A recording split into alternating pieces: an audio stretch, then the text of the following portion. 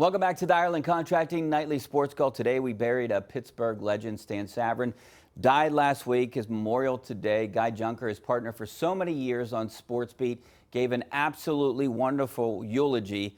And tonight I want to pay tribute to Stan and take a look back at his legendary career in our Tweet of the Night. Nonetheless, what a night for Bill Mazeroski. Stan Savran was born February 25th, 1947 in Cleveland, Ohio, and a graduate of Miami University of Ohio, but his heart has been in Pittsburgh since 1976 when he accepted a job at WWSW-AM and spent the last 47 years telling stories about the city's favorite sports teams. Savran wasn't only a wizard with his words. You still carry that Western Pennsylvania thing that seems to exist with all Western Pennsylvanians? You mean you can't tell? Savran was also an innovator in the Pittsburgh sports landscape.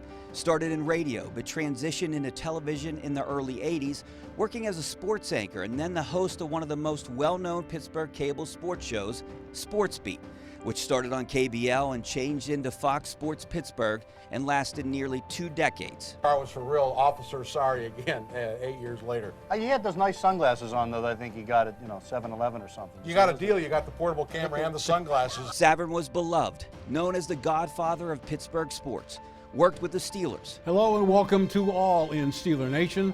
I'm Stan Savran from the Pittsburgh Steelers Radio Network, and welcome to our time machine. Also hosted pre- and post-game shows for the Pirates and Penguins. Of course, replaces Tom Barrasso, who's out with the knee. That means Peter Skudra will get the call in goal tonight. Savran was outspoken, didn't sugarcoat anything, told you how it was, good or bad. We weren't a very good football team, and I wonder when you got drafted by the Steelers, what was your initial reaction? And there wasn't a sport or a player, especially here in Pittsburgh, he couldn't tell you a story about. You look back, what are you most proud of? The tournament victories, the major championships, or what you've given to the game and how many millions of people you drew to the game? Stan Savran was a legend to all Pittsburgh sports fans. To me, he was a mentor and a good friend, and gone too soon at the age of 76. All those of you who may have loved the show at any point, I want you to know that I loved it every day for 18 years.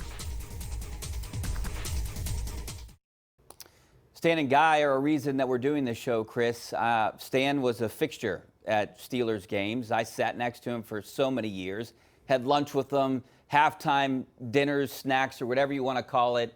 And he held court. It was wonderful to hear from a guy that you looked up to, that you watched your entire life, because both of us are from here.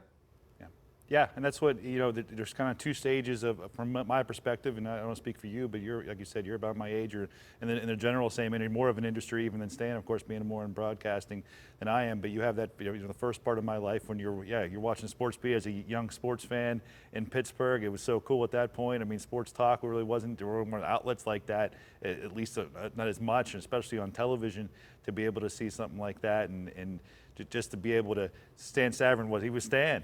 And and then later on in life, and I'm not going to say I was close to Stan or anything like that, but that's the thing. He made you feel like you were close. You talked about that there at halftime of the Steelers game. I have so many memories of halftime of the Steelers game, sitting there eating a hot dog with Stan. And Chris, we got to take a break, but we'll continue this conversation when we come back.